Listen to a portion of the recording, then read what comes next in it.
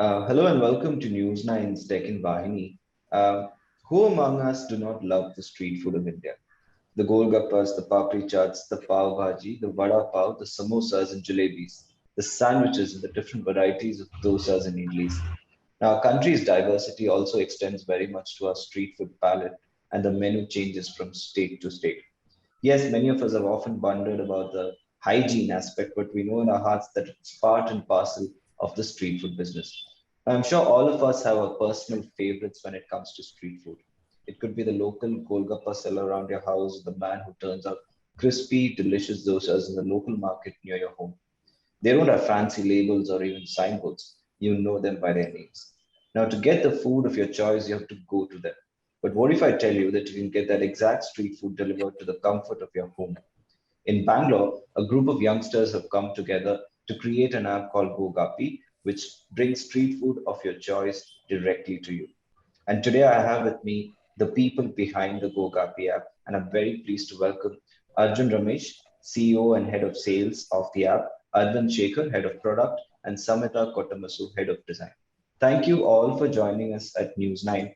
I want to, before I come to the app, I would just want to ask you about your individual backgrounds. Like, where did you grow up? What was your, education like, and how did you all meet up? So I want to start with you, Arjun, maybe. Yeah. So, hi Vishnu. Thank you so much for the opportunity, to carry out this interview. So, my background is I've been born and brought up in Bangalore. I'm a Bangalore boy. I have done my schooling in RR Nagar in National Hillview, and then I went on to do my engineering in Dayanand Sagar, where I completed my industrial engineering and management. After which, I worked in a corporate setting in Puma for a while, and then I decided to take up this journey where I felt like there is something which really needs to be done with respect to this sector, and to contribute to a place like all these street food vendors where they really need an identity. And that's when we thought we should do something about it, and that's how all this came about. So that's a little about me. Okay, Arvind. Yeah, so all of us are from Bangalore, and we all studied in the same school. We're all classmates. And, Okay. Yeah, so we were studying in National Hillview till 12th, and after that we went our own ways. Arjun did engineering. I went ahead and did architecture from RV College here. But after that, I found a passion in product development and software engineering and all of that, and then that's where it took me here. And Arjun and I are also avid food lovers. We love eating. And there was one day when we were just having masal puri by the side of the road, and it was like a light bulb moment for us. It's like, we know that this is the best masal puri in RR Nagar, but does everyone else know that? Like, we know that this masal puri here is so much better than what you get at a restaurant. So why can't this guy deliver? And that's when it started for us. But yeah, we're all from Bangalore, and I take care of product and tech in this company. Okay. Samita.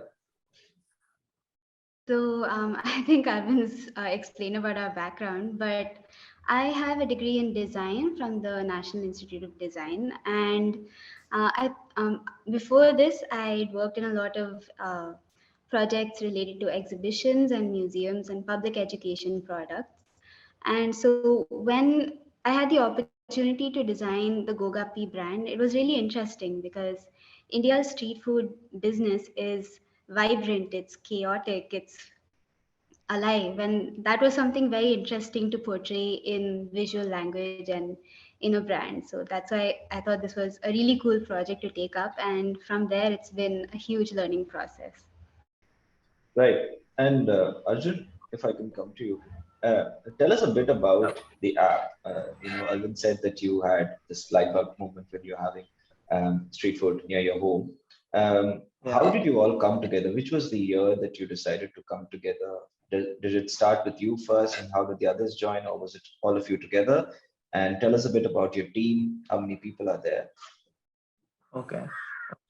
So this was actually in 2019, early part of 2019, where we were having masal puri in our nearby vendor, where we suddenly had this light bulb moment where we are like, many people don't even know where this guy is. Like, his location is not on Google Maps. You don't really know where to find him. You can only identify him as the street food vendor who is besides a bus stand or opposite an XYZ landmark, and he doesn't have an identity of his own.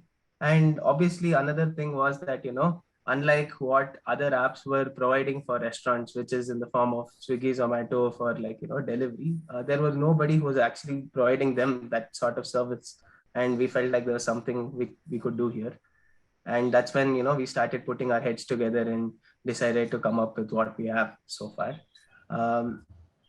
Regarding the team size, right now we have around 10 people working for us, um, including all domains and departments.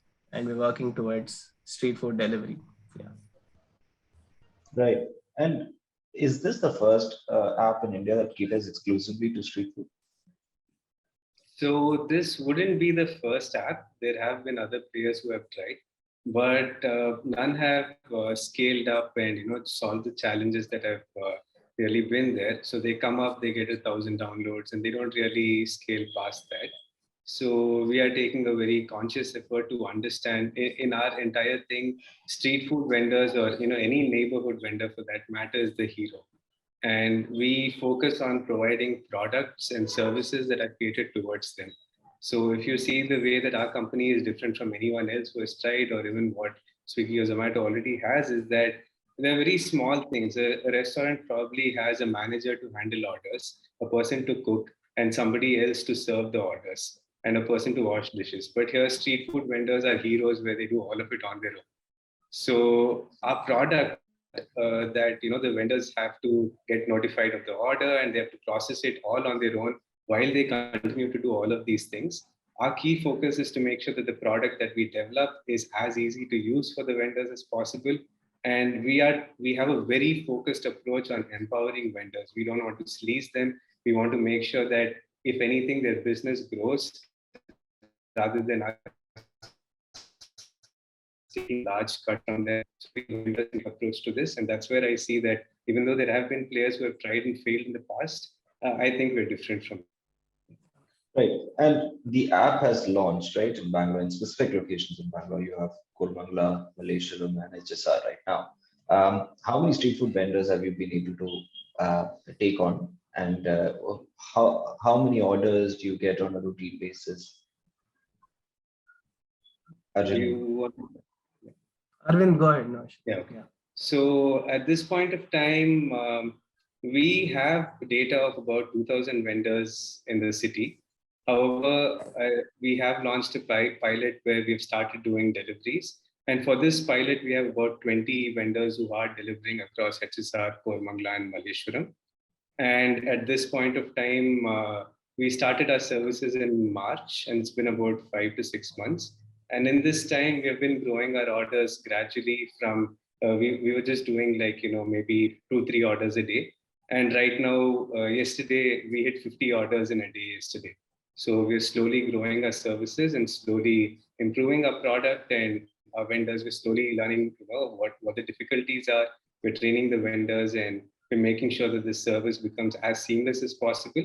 And at this point of time, we're building to get to a point where we can scale and cover the entire city, and the sky's the limit after that. Right. And obviously, so you'll expand to other parts of Bangalore as well. So hyper-local seems to be a key element that often startup players also look at very carefully. There's a huge investment behind going, say, statewide or even nationwide, like Zomato and Swiggy have, but a lot of players are seen as hyper-local. So is this a Bangalore-only experiment, or is it too early to say all that? It's definitely not a Bangalore and only experiment. And I would like to add one thing that, yes, we are focusing on street food right now, but as Samhita would put it really well, we are not a street food company. We've seen the dream of a neighborhood that is connected digitally, where people can order from the vendors in the city, and you're not just ordering from a warehouse. It's not so centralized. And we'd love to put the power back in the hands of the people who've been running businesses for so long, and they do it so well. So we're starting with street food. We don't know where it will take us, but we definitely want to expand past Bangalore. And past street food as well, because our heroes are all the neighborhood vendors, the local economies, and that is the backbone of our business. And in fact, that's the backbone of the country as well. And right now, the power has been taken away from them. And what we want to do is bring back the power to these neighborhood economies. And that's where our focus is. Right. And street food vendors are at the center of this project, right? These are daily wage people, who might not understand technology, even though I'm saying in terms of financing, in terms of payment models, you can go anywhere to any street food vendor today and then pay by UPI, or so payments become much more advanced and much more user friendly in that way. But how hard was it to convince these street food vendors to get onto your project, to explain them the benefits of, how are they benefiting from this? So if you could, even Arjun can say, yeah. So how it goes when so let's just give you an example of a few vendors that I've met. So the conversations always go, obviously, because initially they are quite skeptical of any sort of new technology being entering into their lives, because they're just so used to doing XYZ tasks and they're getting their daily bread and butter through the amount which comes from the customers. Either they pay by cash or UPI, and it's like a direct transaction. And now they're like, what, hey, there's this app, there's this some new infrastructure which I don't really know and I'm still unsure of. So they obviously need some sort of education on that end, where we need to explain to them that it's completely safe and it's for your benefit, and that it's going to really help you out and increase your sales, increase your visibility. And over a period of time, obviously, thanks to the fact that the other apps out there who have been doing this for restaurants have made this quite have made this quite out there, that street food delivery is something which is important, and going online is important, is what has gotten into their heads. So it was easier for us to convince them. Right. Okay. And when we talk about pricing, pricing is such an essential component of this whole process, because street food essentially is cheap in what we say, So how do you monetize? How do you make money as a startup? How do you ensure that they also receive money? Because we often hear about restaurants, saying, "Oh, Zomato or Swiggy, they charge these huge discounts, and we are not able to make money of it." How do you see the the pricing structure? So it's a very interesting question, and it actually bodes very well with what our vision for the company is. And like I said, we're here to empower the vendors. So we understand that street food is already a low margin business, and that they're already selling at extremely low prices. So it wouldn't be right of us to charge 25% or 30% commissions from these vendors the way that the other platforms do. So our pricing model is very clear and transparent.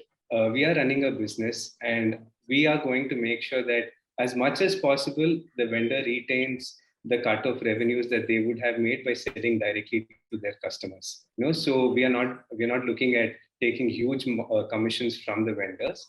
And on the other hand, since street food is a low value product where the cost per item is low, we have the flexibility where we can mark it up to the customer and get a little bit of money from there. So we charge the customer for the convenience of eating your masal puri from home, where you don't have to go and wait in line and you can get it delivered to your house. You don't have to, fight with the rush. So that's the convenience that we're selling, and it's quite straightforward. The customer bears the cost, and that's where we make money. And it's very important. Our prices are still nowhere near as high as they would be on Swiggy and Zomato. So for customers, it's still not, you buying a samosa on Gogappi is still going to be cheaper than you buying a samosa on Zomato or Swiggy. But the only thing is you're supporting your local economies. And in the process, we are also a business. So we are transparent about the fact that we do charge a slight markup, but it's still not exorbitant or absurd, where the customer is feeling cheated or where the vendor is feeling like they can't run a business. Our goal is to make sure the vendors stay empowered through and through. Right. And I've often wondered, when you look at these street food vendors, most of them, they don't have names or signboards, right? So how do you identify them? So the people who we deal with right now, they do have some signage, but to enable delivery and make sure people know that they can order from the Gogappi app, we are in the process of providing them with newer signages that have more clarity and are in a few different languages so people can understand. Right. And among the vendors that you've picked up, are there also women vendors? Are there women entrepreneurs? Yes. Yes, Okay. yes, for sure. Yes. Especially if you go in areas like Jainagar and JP Nagar, there are quite a few vendors. I mean, now I'm just pinpointing certain areas, but we have quite a few women entrepreneurs out there. These people are really like the heroes of the show because especially to just remember, I remember one cart which I onboarded personally, which was run by three sisters. So they were telling me their stories as well. That's a very interesting part of street food because whenever I go to onboard every day, I get to listen to so many stories. They tend to have more conversations, give me free food. That is like an advantage of doing this onboarding process when I do this. But Sure. people they're like three sisters who are running a cart in Jainagar, and these people are like amazing because they had lost so much in their life. They were telling me a lot about it, but it's not like I want to dwell into that story. But these people are real heroes because irrespective of the hardships they face, they are willing to come out of it and work really hard for their livelihood, and they are willing to do all that it takes. And that's why we feel like these are the ones who really need a platform to be showcased on and to be promoted. And that's what Gogappi is all about. We want to empower these people. Right. And if I could just ask you, the three sisters that you mentioned, what were they selling? Bhaji. They were Acha. selling bhaji. They were Right. selling, it was a Bhaji, cart. Yeah. And bhaji in it was, Bangalore is tastiest when it's made by women entrepreneurs who run bhaji stalls. You see it through and through all around the city. You see a bhaji stall there, and you see at least 100 people crowded around waiting to buy hot bhajis. And if Right. it's a rainy day, there is no way you can get your order there. That's the power that they have. So Right. yeah. Right. And in my intro, I talked about the Golgappas and the Vada Pavs and all that, but those are like it's the most common street foods. But what are in your onboarding with the vendors? What are some of the very popular street food items or varieties that you found in Bangalore, which is like very hit among the people? okay. So I would say, for one, I think masal puri is something which connects with all the Karnataka people in the city, and people really love consuming that. Bhaji for sure, bhaji bonda stalls, they are Right. another big hit. Along with that, I would say something which is consumed, even though probably I'm not sure exactly whether it originated from here though, but I would say the Indo-Chinese stalls, that is in the form of gobi Manchurian and your noodles. Those are the ones who are super crowded, and they have like a huge footfall. So probably these are the ones which are ranked top on the list. That doesn't say that the others don't do well. Obviously, Right. momos and other shops do well. There's also a very interesting correlation which I noticed that day, especially like in areas like Koramangala, there are a large number of momo shops. Right. So it also changes a little from area to area as you go through the city. There are certain street food, certain types of street food which do much better in certain areas in the city. So that's what I noticed. Yeah. And do you guys have anything to contribute? Like any particular food that you noticed was, all of you are from the same location, but when you travel around Bangalore, any particular food that is very intrinsic to the Bangalore culture? I think it would be masal puri and gobi manchuri. Like I don't Okay. see gobi manchuri the way that's made in Bangalore in the place. Right. When we're working in office or when we're working with our team, the thing that Right. my team says is, "Hey, Bamaga, we'll go eat on gobi manchuri." He doesn't say, "Hey, come, let's go." Like, let's eat gobi manchuri. That's an emotion that we have, right? Or even masal Yeah. puri, hey, masal puri tinana paro. Like, it's all that's what we connect with. That may be because of the bias we have and because we are Bangaloreans. Like Arjun said, it all depends on where you are from. So there are some people who really love Mumbai 99 variety dosa. which you get a lot in the city. So it all depends. Street food it's a memory. It's something that you have from childhood. You've been eating for a long time. And so for me, the earliest memory of street food is eating masala puri and gobi manchuri. So if you'd ask me, Right. that's what I. Okay. And somebody else, I remember I had a friend of mine from West Bengal. They loved pani puris. They loved puchkas. So Right. that's what they thought. And the masala puri, they were like, oh, this is not masala puri. This is bel puri. And like each one has their own unique take on it. Right. Samita, you want to add something? Uh, um, mm, Not really. Okay. We do have a couple of stalls that have we like other platforms have not been willing to have them on board. Like they refuse to be on like Swiggy and stuff. But they agreed to come on when Arjun asked them to join Gogappi. Do you want to talk about MES? Yeah. Oh, yeah. MES. So there is one. I think this is quite famous among all us Bangaloreans. Was famously known as MES Egg Rice. Now they have renamed as Sneha GV Gaudru Egg Rice Adda. So these are the guys who sell famously egg rice, egg masala, and other egg items on the shop. And they are exclusively on Gogappi. They choose not to be on any other platform. They want to work only with us. And that's something which we are very proud of to have them here. Because I That's mean, great. it is, yeah.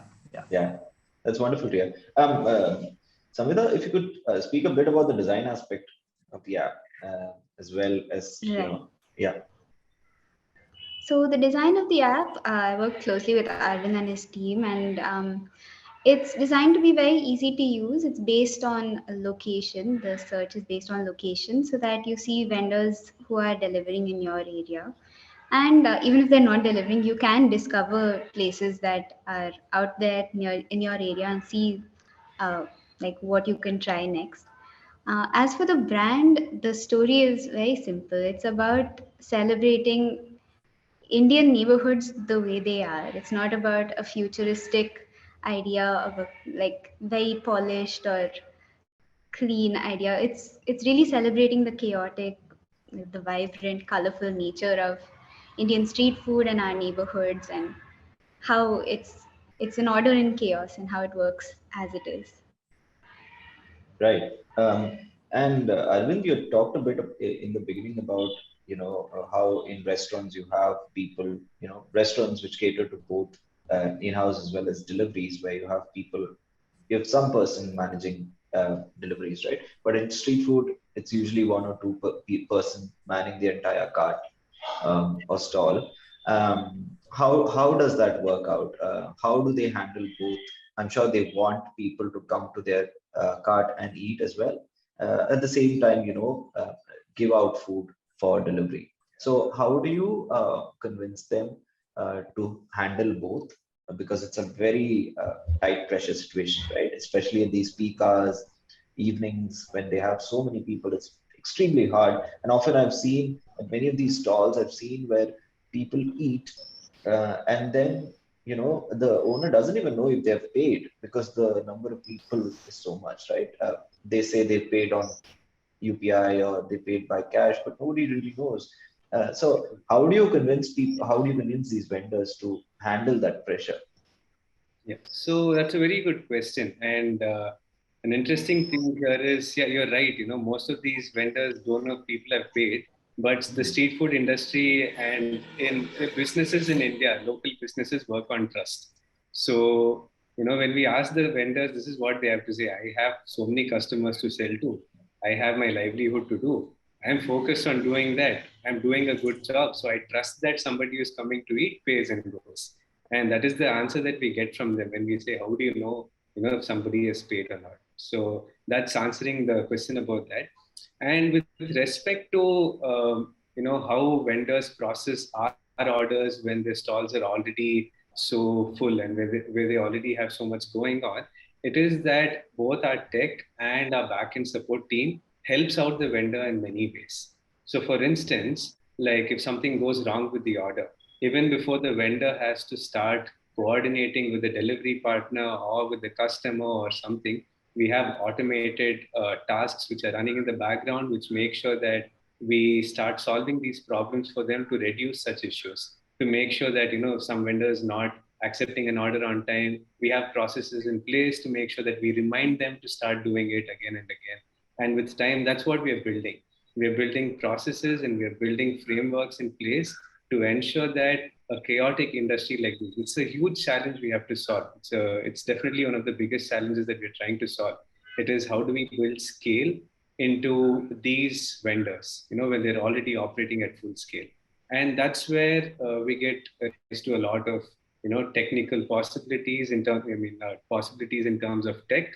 And that's where we use tech to start automating a lot of processes. And we also build a very strong support team and train them. And we are always a call away from the vendors. So whenever they have an issue, they don't have to raise a ticket or text somebody, or, they have a button to call our customer representative in one shot. So we resolve those issues very fast, and we are very vendor friendly. So our thing is to make sure that the entire process is as streamlined, as easy, and as, pain free for the vendor as possible. And that's what we're trying to do. And we are not perfect by any means. As of yet, we're a very small company. We have launched this product for 4 months, and every day is a new challenge for our team. We work tirelessly to make sure that any issue that comes, we solve it. We try to come up with a fix. We are continuously evolving our products and services around, making sure that the service for the vendor and for the customer is good. But to answer your question in one line, it would be with improving our processes, our tech, and our support system, we will be able to handle this a lot better. Right. So that sounds like a huge effort on your part. And obviously, you understand that that's the big challenge of running such an app, right? I just want to ask you the last question. I talked about in the intro also how we care so much about hygiene, right? The idea of going to a very nice restaurant is obviously cleanliness. We want our food to be clean and nice. But the idea about street food is obviously that, it's an aspect that we have to gulp down. It's an aspect that we might have to sort of not see or not overlook in that sense. How do you look at the hygiene aspect? Do you carry out regular quality checks, and how do you advise vendors to make sure their food is prepared in a very clean environment? So if I could answer this, there are a couple of misconceptions. Yeah, there are some hygiene standards that are not as good as restaurants in certain vendors. But for the most part, if I was given the opportunity to eat at a restaurant versus eat at a street food vendor, I would feel safer eating at the street food vendor purely for the fact that the volume is so high, that everything gets prepared so fresh and it goes out so fresh. So the hygiene aspect, in my opinion, at least, in most stalls that we find out there, the most famous stalls, stalls where hundreds of people come and eat, it's not black and white. It doesn't mean that because they're street food vendors, they're not hygienic, and because it's a restaurant, it's hygienic. I would say that a street food vendor, a popular one who has a lot of crowd there, I would still vouch for the fact that it's as hygienic as any other restaurant. Right. And I think you'd be surprised how particular some of our vendors are about the food that they serve. If you talk to Milan from Maya Momos, his immediate answer to why do you do good business is, I put excellent quality ingredients, I get the best of what I can find, and I make sure I remember my customers' names. And I've seen also, unlike a restaurant, the food is prepared in front of you. So in front of your eyes. The food. Exactly. You can see what's happening. There is absolute transparency. You can see what is being made, and they. And I've seen, the ladies who sell the bhajis. I've seen them slap people's hands away when they try to reach out and touch the things in the basket. That's how serious they take it. So I do feel like it's a misconception that street food is unhygienic. I'm not completely denying that there are aspects of it which can be improved, which we will definitely do with time. So in fact, we do have in the pipeline, we intend on having rating review systems like any other platform, where we would want to start getting customer feedback on what they think about the cleanliness of places and start featuring those on our app as well. But what I would like to say is, as a person who eats street food, I believe that street food is still hygienic. It's at least as hygienic as restaurants. I vouch for that. And so I don't think that's a problem that, if a person's perception is that, I don't think we can change the perception, but all we can do is, say that, yeah, it is not black and white. It's transparent to see in front of your eyes. You see it for yourself. And for the people who do enjoy street food and are not worried about that, we're making it easier for them. Exactly. Absolutely. Cool. I think that's it. Thank you all so much. It's such a wonderful conversation, and it's so refreshing to see youngsters actually doing, holding the mantle and trying out new innovative ideas to cater to, people who want food. Food is such a huge business in India. It is a very tricky business. It's a very challenging business, and I'm sure you're doing you're undertaking huge efforts to sort of run it. And I wish you all of you all the very best. And I hope to install the app very soon. I live in Koramangala, so I hope to install the app and see what's cooking, because I have a dosa seller who's very close to my home. I don't know whether he's picked up on your app, but I'll definitely check out him and the app as well. And I wish you all the very best, and thank you for joining us at News 9. If you're in Koramangala, you should try out Mumbai 99 variety dosa special, and even Maya Moments. They serve really good food, and it's a shout out. And don't forget to use the discount code. Great, thank you all, Arjun, Rajesh, and Samhita for joining us at News 9. Thank you. Thank you.